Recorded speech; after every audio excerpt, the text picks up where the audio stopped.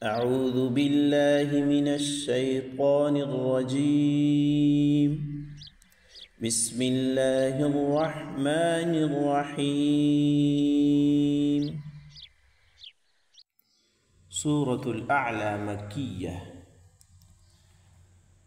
سبح اسم ربك الأعلى الذي خلق فسوى والذي قدر فهدى والذي أخرج المرعى فجعله غثاء أحوى سنقرئك فلا تنسى إلا ما شاء الله إنه يعلم الجهر وما يخفى ونيسرك لليسرى فذكر إن نفعت الذكرى سيذكر من يخشى ويتجنبها الأشقى الذي يصلى النار الكبرى ثم لا يموت فيها ولا يحيا